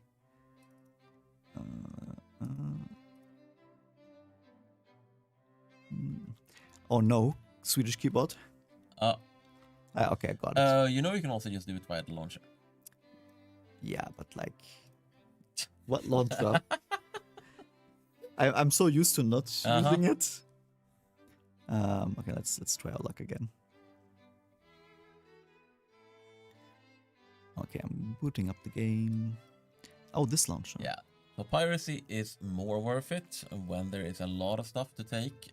Also, the thing with piracy, you want to use small, fast ships for it because the amount of goods you take is based on speed. It's not Yes. based on guns because Yes. you don't actually need more guns on your warship to intercept a merchant ship most of the Yes. time, but you need to be fast. This does create this weird like relationship where in the early game, because frigates are rather cheap, you can create them and go on your piracy Yep. spree. You will then get absolutely demolished as the nations build like their ironclads and whatnot. And then in the late game, once you unlock torpedo boats and whatnot, Yeah, then- it suddenly becomes profitable again. Yes, we are thinking about renaming privateering to commerce raiding, since the name privateering feels a little weird in the era. Like, it did happen, but it's also you doing it with your fleets. Yes. This won't happen for release, because all the loc is like locked in. But I think we'll rename it to commerce raiding later. Yes, do you just want me to research everything? Yeah, research everything. Cool. And let's so we now have space lasers. Yes, and then let's have a look at the more. Yes, let's make a new template here. Okay, now we can show everything if we want to. Yep. Okay, well, Pick something cool. something cool. I'm a dreadnought, of course. The beautiful, beautiful dreadnought. We could add, for example, some more to the guns, some more to the armor. We can maybe remove one of the things. This is going to be a horrible shot. I'm not going to do that. I mean, it would be decent if all you do is park it outside your coast. Yeah, and the dreadnought, for example, has access to 2 modification slots, and it has a much wider array of options. Something we should mention is that supply capacity is also actually not just capacity. Ships with higher, if you increase supply capacity, Yes. there's a stat. Click it. There's a stat called supply efficiency. Yes. Which also, which did not go up. Yeah, no, it does not from this one. You need it from like a special source. Oh, I thought it went up for the regular. Oh, No. We just give you the capacity for the Okay. carrying at the main Got it. capacity. Another one that I would actually like to show. Hold on, let me pull up the Never mind. pre-dreadnought. This button here. See available Yep. skills for pre-dreadnought. What do we have? We have the Mikasa. Oh, yeah. The beautiful Mikasa with the Dutch flag, of course. Whoops. Oh yeah, we haven't shown the We game. are not showing Sorry, Yes. sorry. Wow. Apologies. But you do get to see the Mikasa now as your Yes, first. now you get to see the as your Mikasa. first thing. So we were showing a dreadnought previously. I will go back to the yes, we'll dreadnought go in a back to the second. dreadnought. This is the most professional stream in history of all streams, and I Yes. will not hear otherwise. Yeah, but yeah, for some of the ship types, we have 3 ship skins, which we of course unlocked for players that bought the pass. Yep. And they currently just replace, I think, the dreadnought the battleship in the live version of Yeah. the game. And once this update releases, you will be able to use them as actual proper skins for your pre-dreadnought in the case of the Borodino and the Mikasa. And I believe the what is it called? It's an ironclad, right? Yeah, but it's a modern exactly, ironclad, modern the ironclad. Ding Yuan, which is a beautiful ship, by the way. I really love this one, the side-mounted guns. And yeah, it's just, I think the artist did a fantastic job Yes, as always. so let's show the proper dreadnought as well. Yes, so here's the dreadnought, a real one. And yeah, you can customize it to your liking. And as I just mentioned earlier, the dreadnought, for example, has access to 2 modification slots and a much wider array of options for utility. For example, camouflage, which makes them less likely to be hit. And you can also see what ships have access to what slots and whatnot. We also have seaplane tenders. Weirdly enough, there's, I think, at least like 2 people that I saw on the forum asking for whether we have added seaplane tenders. We in fact have. There's a little plane. And there's a little plane there. Yes. Yeah, we do have seaplane tenders as well, which is the, I've been told, poor man's carrier. Yeah. Don't quote me, it's other people who have told me that. Speaking of carriers, we also have real carriers, which I believe this is the HMS Hermes. I think that this is the correct ship. And what is another great ship?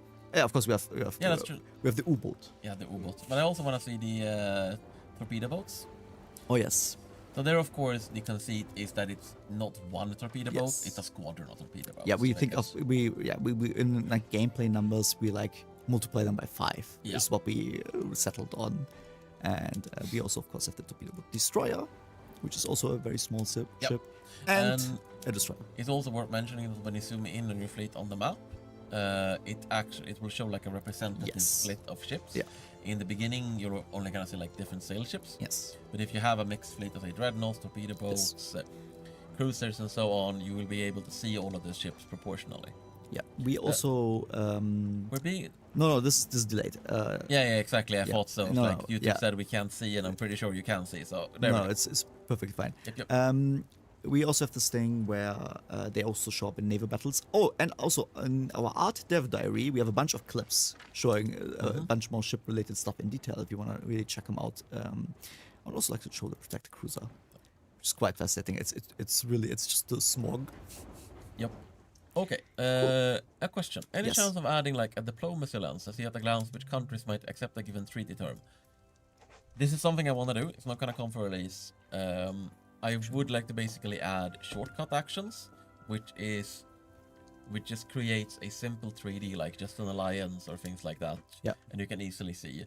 It's not completely trivial to do, so I'm not going to promise when, but it is definitely on my radar because I agree it's kind of difficult to be able to see like, hey, who's actually going to be able to accept my, who am I actually going to be able to ally? Yeah. Soldier designer, so you can design every soldier in your army. I'm feeling that one. I'm seeing the vision here. Let's just hope that the rest of the team is doing so as well, including like picking the hat and whatnot. I think we're getting somewhere there.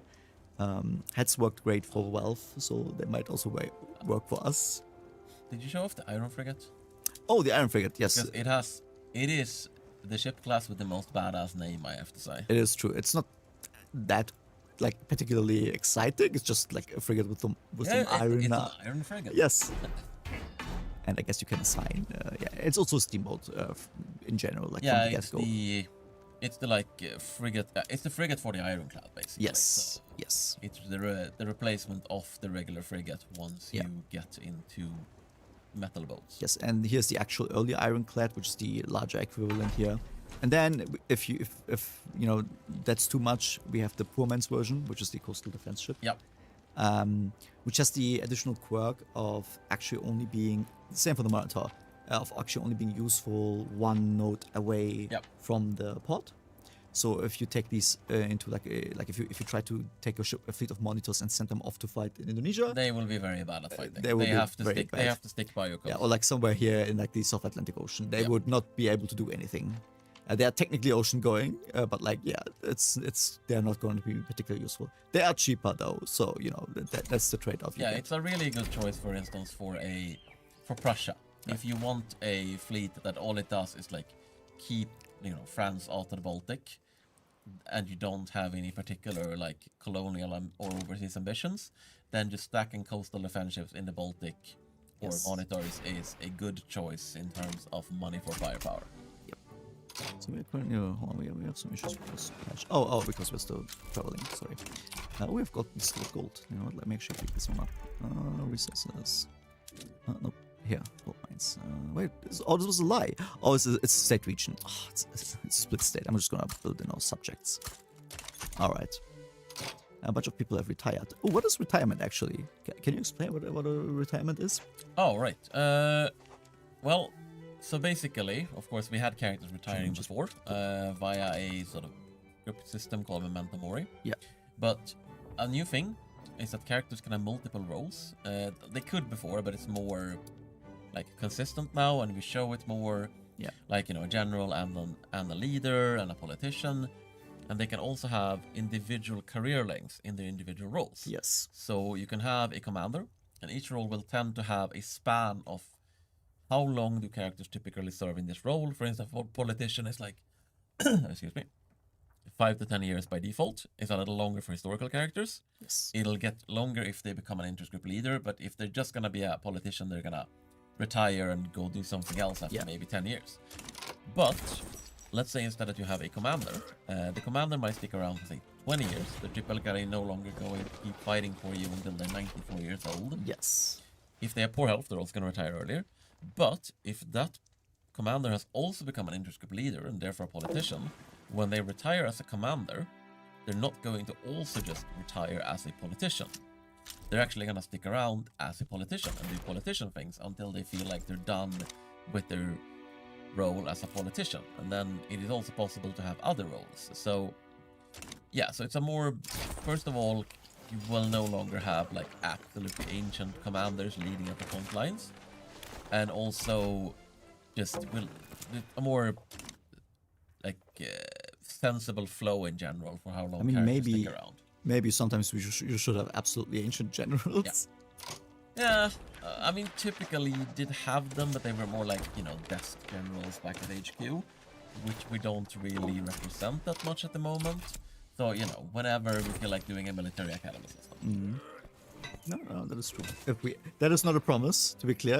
Anything we say on this stream is essentially just us. It's not legally binding. Speaking tongues, yeah, but it's not legally binding exactly.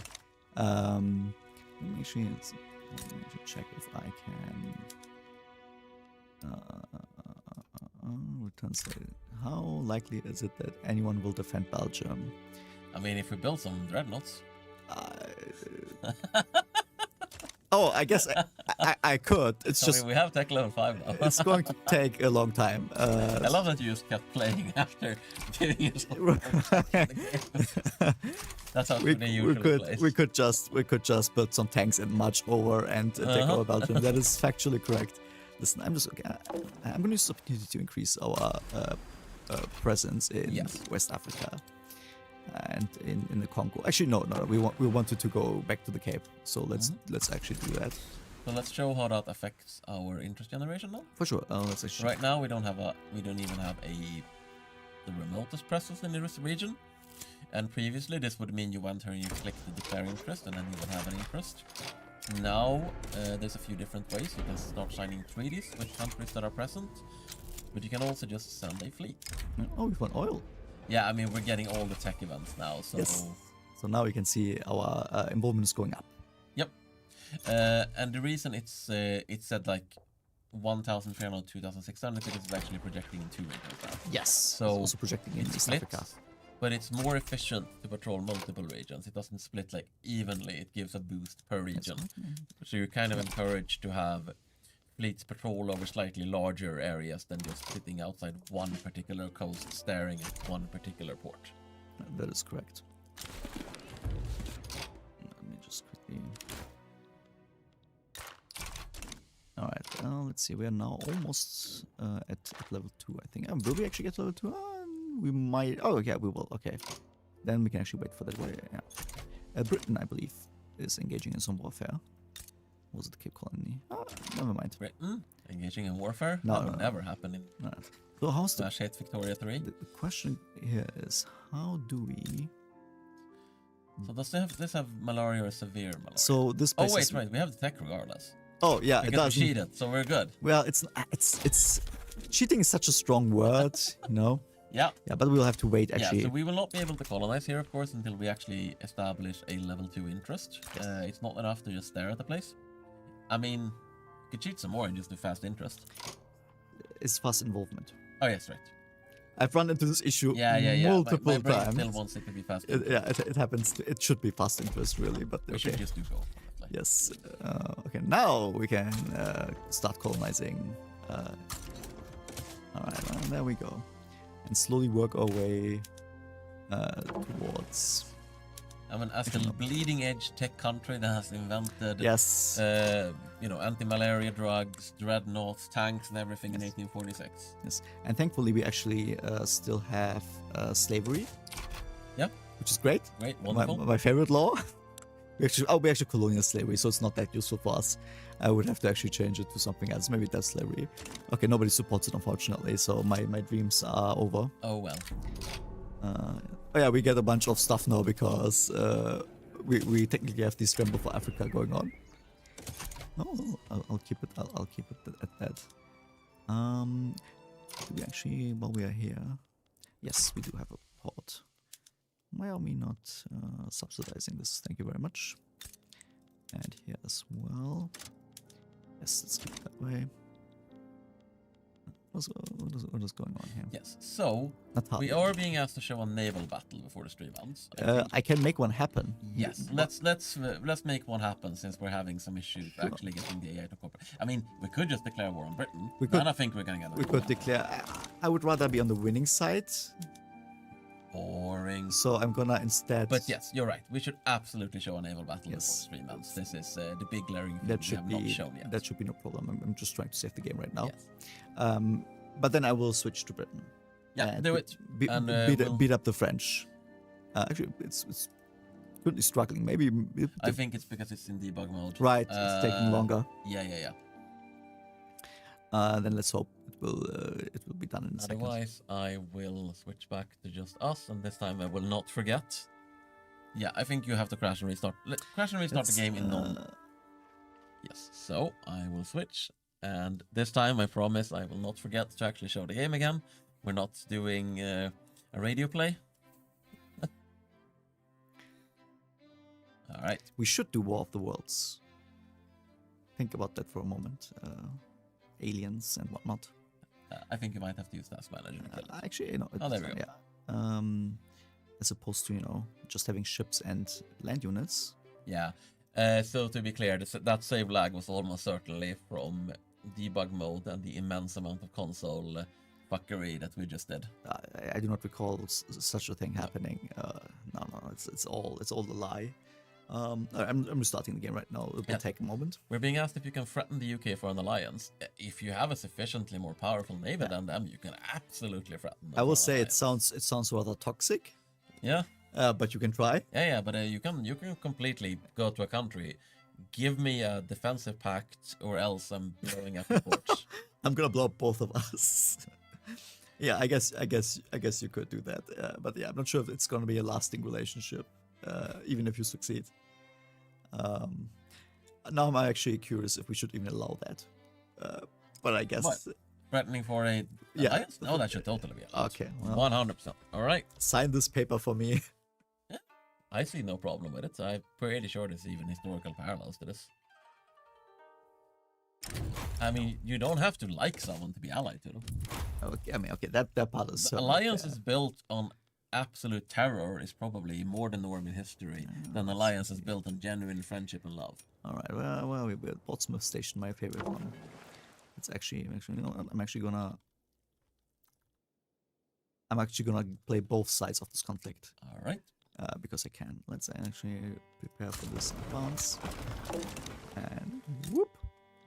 That's also So we're making sure now that there will be a proper naval battle.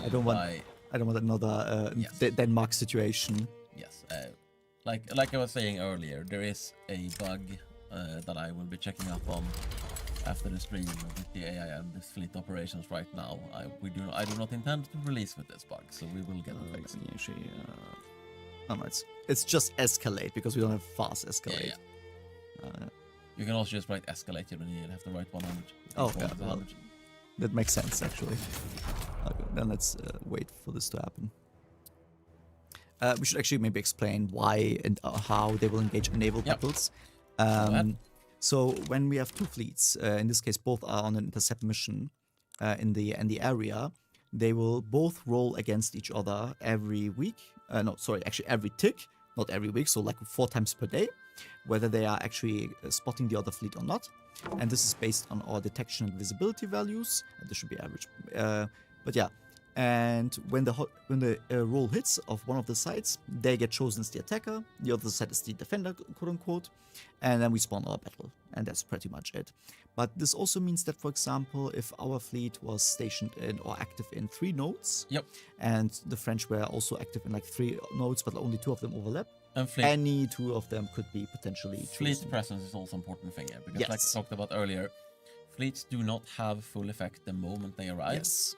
This is to prevent things like, you know, Yes. I'll move my fleet here, start pirating. Oh, you're coming. Oh, I'm just moving here. Precisely. They take a while to actually start having an effect, which also means that, yeah, if you're going to intercept somewhere, it's gonna take a little while before you're actually able to properly intercept. Yes. Not super long, but a little while. Yeah, the mission efficiency of your fleet is essentially 100%. Yes.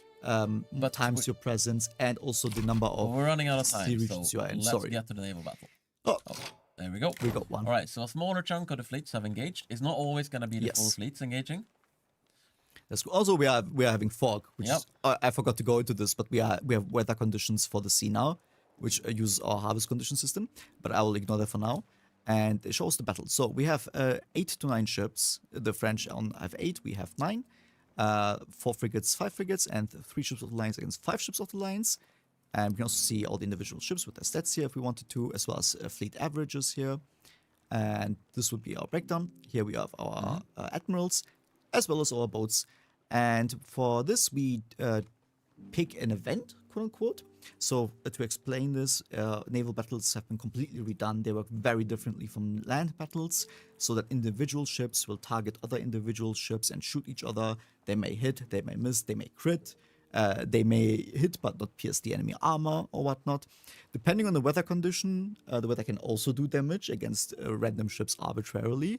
We also have the log for this, for example, where we can see which ship has hit which, if you're really interested. And you can also just break it down by major, honestly, if you want to see like crits or ships that have been sunk and whatnot. And otherwise, we also have this going on here. You can see the explanation I made earlier with our dioramas. So these are based on the actual fleet composition and will show the fleet's necessary. Of course, we only have ships of the lines and frigates on both ends, so it's not really that easily to spot any really differences. cool in the late game when you have like speeder boats and dreadnoughts and so on. Yeah, destroyers, aircraft carriers, and whatnot. And yeah, this is pretty much all there's in like the short term. And yeah, you see the ships also change depending on whatever battle was happening, event was happening. So here the Magnifique has critically hit the HMS Greenwich.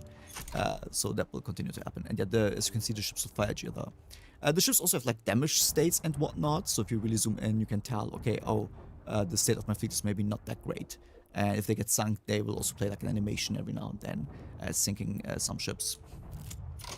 And yeah, I put it to speed 4 for a second so that the fight is progressing a little faster. This is not going so hot. Yeah, well, I mean, it's going good for us, not so much for the French. Yeah, so would you say that the battles typically end in full fleets being wiped? Is it, can ships disengage, for example? So it can totally happen. In fact, the HMS Alfred has literally just disengaged from battle. So no, you can have a complete wipe. It's rather unlikely most of the time.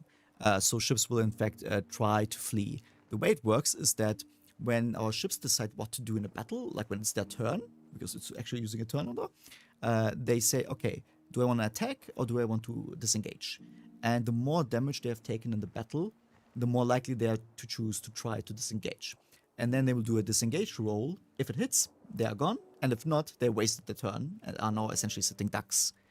And in this case, for example, the Ocean or the Océan has also managed to disengage from the battle. Let's see actually how many ships will be sunk and how many get to withdraw. Oh, the Hegemony is actually sunk. Oh, we have actually sunk a couple. The Aurora is also sunk. Yeah, we are absolutely... Zoom in. Sorry. Yeah. So the damage stays and whatnot. Yeah, it's not looking good for the French. They have 2 remaining ships. I went down the web. And there you go. And we have won. Congrats to both of us on this significant victory. 3,000 French sailors have lost their lives to our 1,000 casualties. But yeah, that's pretty much it. And I love blocks. All right. I think, given that we have 2 minutes left, I don't think it's super worth to toss into anything more to show off. So let's just see if there's any last questions, and then I think we can call it a stream. Let's see. Yeah. Let's see. Do you see anything? I see one. So I see one about the man of wars and ironclad goods are gone now. Yes, those goods no longer exist. That is true. Yeah, they are actually completely. And where needed, we have found replacements. Yes. We still have clippers and steamers for the private consumption. But yeah, we no longer have men of wars and ironclads. So what did you see that you want to answer? Is there a way to do naval bombardment of land targets? So we don't actually currently support the naval support for land battles. I think it's a cool idea, and we would maybe like to explore it. But it's not something we do right now. No, but it is definitely something we are looking into. We just have to figure out exactly how it's going to work. This is also a very good question by Shy Tiger 5. Do logistics centers appear automatically, or you have to build them? So they appear automatically, and they are essentially in the HQ of your army or fleet. Yeah. And they will draw their resources from that. In the case of navies, however...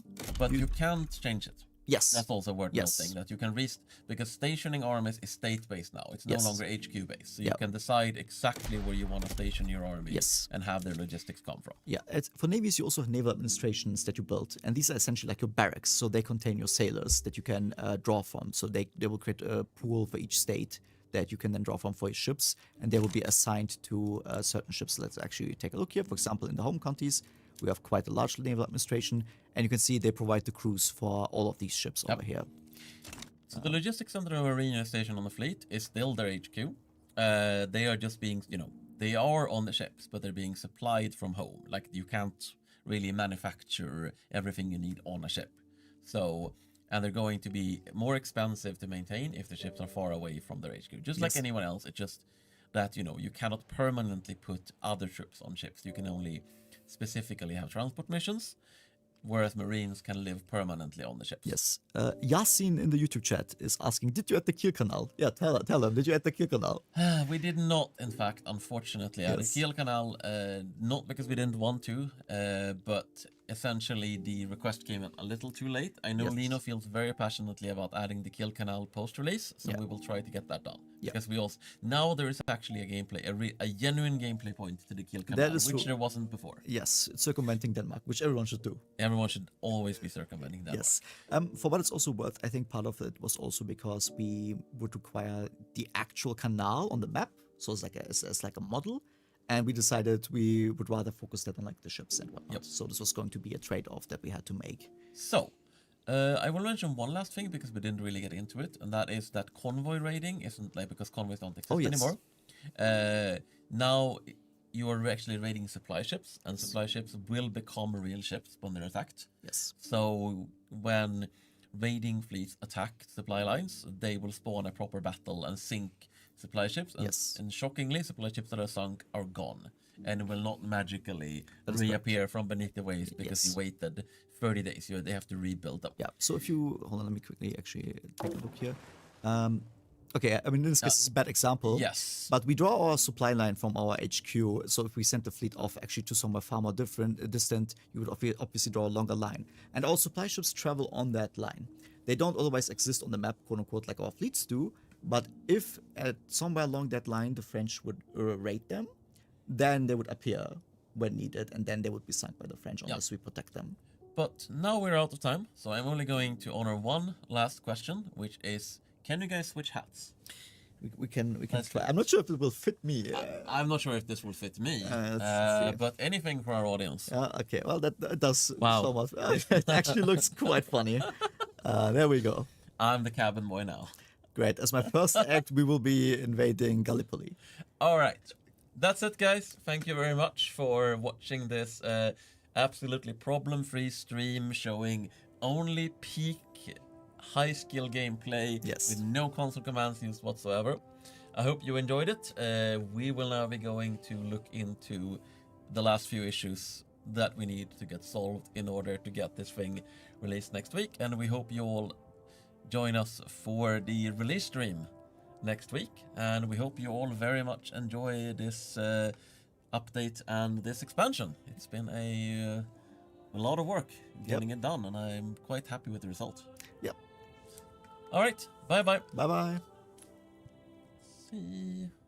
This is Oh no. fun, yeah. Oh no. Yes. Yeah.